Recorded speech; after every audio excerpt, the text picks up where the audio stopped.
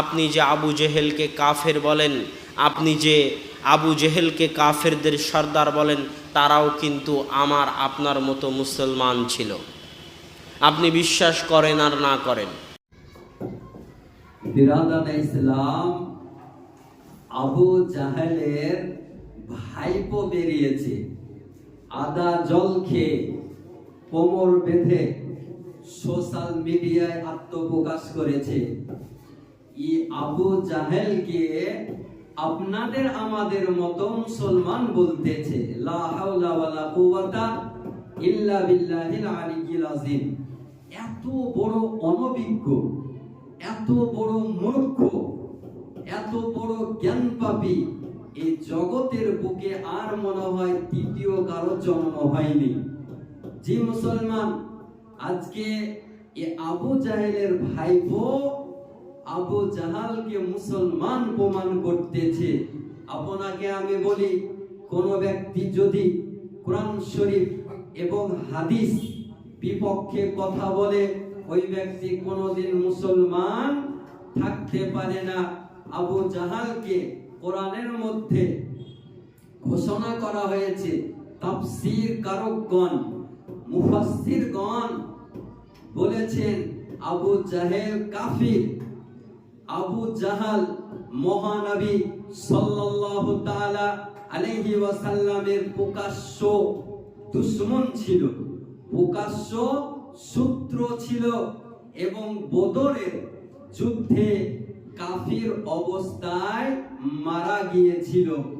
এ বিরাদানে ইসলাম, আপনাকে আমি বলতে চাই যে আবু জাহাল সম্পর্কে আজকে মুসলমান বলতেছে, কারণ এর চাচা হয় মনে হয়, তার জন্য মুসলমান প্রমাণ করার জন্য আদা জল খেয়ে কোমর বেঁধে নেমেছে। এটি কুফরি বক্তব্য। কেউ যদি আবু জাহালকে মুসলমান বলে, সঙ্গে সঙ্গে কাফির হয়ে যাবে, কারণ এতে কোরআন ও হাদিসের সুস্পষ্ট সত্যকে অস্বীকার করা হয়। কোরআন শরীফ উঠিয়ে দেখুন, রব্বুল আলামিন বলেন, আরাআইতাল্লাযী ইয়ানহা আবদান ইদা সাল্লা, সূরা আলাক আয়াত নাম্বার 9 এবং 10 এর মধ্যে উল্লেখ রয়েছে, তুমি কি তাকে দেখেছো যে এক বান্দাকে নামাজ পড়তে বাধা দেয়? এই আয়াতের তাফসীর ইমাম ইবনে কাসির, ইমাম কুরতুবী, ইমাম তাবারি, তিন মুফাসসিরিনে কেরামগণ একই মত। এই আয়াত আবু জাহেল সম্পর্কে নাজিল হয়েছে। যখন আবু জাহেল মহানবী সাল্লাল্লাহু তাআলা আলাইহি ওয়াসাল্লামকে কাবায় নামাজ পড়তে বাধা দিয়েছিল, তখন এই আয়াত নাজিল হয়েছিল, যে ব্যক্তি আল্লাহর রাসূলকে নামাজে বাধা দেয় সে কোনোদিন মুসলমান হতে পারে না। প্রথম আয়াত। দ্বিতীয় উঠিয়ে দেখুন, সূরা আলাকের 16 নম্বর আয়াত, রব্বুল আলামিন বলেন, নাসিয়াতিন কাযিবাতিন খাতিয়া, মিথ্যাবাদী পাপিষ্ঠ কপাল।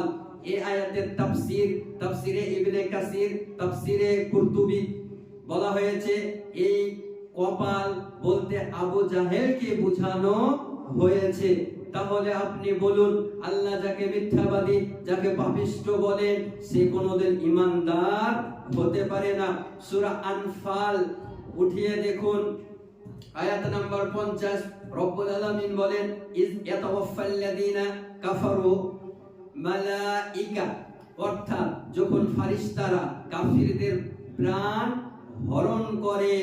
এই আয়াতের তাফসীর তাফসীরে ইবনে কাসির, এই আয়াত বদরের কাফিরদের সম্পর্কে অবতীর্ণ হয়েছে, আর তাদের নেতা ছিল আবু জাহাল।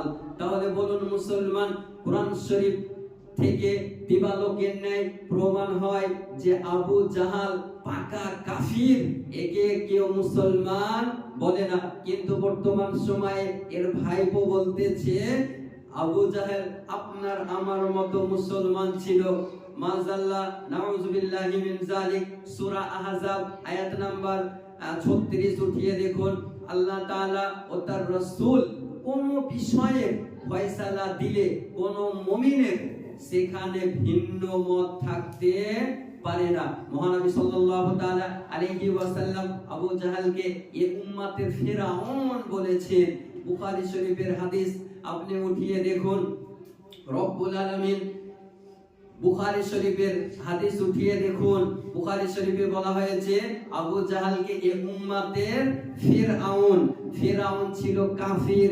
অতএব কোরআনের এই নীতিতে বিষয় হলো চূড়ান্ত যে আবু জাহাল কাফির। ইমাম নববী রহমাতুল্লাহ আলাইহি তিনি বলেন আবু জাহেল কাফির অবস্থায় মৃত্যুবরণ করেছে। এই উম্মতের কোনো মতভেদ নেই। তাহলে বলুন মুসলমান, একে যদি মুসলমান বলে ও ব্যক্তি মুসলমান থাকতে পারে না। একটি মাত্র আপনাকে বুখারী শরীফ এরা বলে, মুসলিম শরীফ বলে, সিয়াসিত্তার হাদিস নেই তাই বলে। কিন্তু কোরআনের অকাট্য দলিল থেকে প্রমাণ হয়ে যায় আবু জাহেল কাফির। তবু আপনাদের নিকটে দুটি হাদিস উপস্থাপন করি। বুখারী শরীফ হাদিস নাম্বার 3962, ইবনে মাসউদ রাদিয়াল্লাহু তাআলা আনহু বলেন, আমি বদরের দিন আবু জাহেলকে আহত অবস্থায় পেলাম। আমি তার গর্দানে পা রাখলাম। সে বলল, তুমি কি এমন ব্যক্তির উপর পা রেখেছো যে তার কওমের নেতা ছিল? অর্থাৎ আবু জাহেল কাফেরদের নেতা ছিল। তাদের আমি রাসূলুল্লাহ সাল্লাল্লাহু আলাইহি ওয়াসাল্লামের কাছে এসে জানালাম। মহানবী সাল্লাল্লাহু তাআলা আলাইহি ওয়াসাল্লাম বলেন, আল্লাহু আকবার, এই উম্মতের ফিরআউন ধ্বংস হয়েছে। অর্থাৎ এই উম্মতের ফিরআউন হলো আবু জাহাল, আর ফিরআউন ছিল কাফির ব্যক্তি। মুসলিম শরীফের হাদিস উঠিয়ে দেখুন, হাদিস নাম্বার 179, আমার মহানবী সাল্লাল্লাহু তাআলা আলাইহি ওয়াসাল্লাম বলেন, আবু জাহাল জাহান্নামের সবচেয়ে নিচের স্তরে থাকবে। কেউ যদি মুসলমান হতো সে সম্পর্কে জাহান্নামের সর্বনিম্ন স্তর বলা হতো না। তাহলে হাদিস এবং কোরআন থেকে দিবালোকের ন্যায় প্রমাণ হয় যে আবু জাহেল কাফির, মুসলমান নয়। যে আবু জাহেলকে কাফির বলবে না সেও কাফির। তাহলে আপনি কোরআন হাদিস থেকে দলিল পেয়ে গেলেন আবু জাহেল কাফির। তাহলে এই অনভিজ্ঞ মূর্খ জ্ঞানপাপী বলতেছে আপনার মতো আমার মতো মুসলমান। এই সমস্ত ভ্রান্ত মতবাদ পোষণকারীদের বক্তব্য থেকে আপনি 100 কিলোমিটার দূরত্ব বজায় রাখবেন। আহলুস সুন্নাহ ওয়াল জামাতের উপর পাহাড়ের মতো স্থির থাকবেন।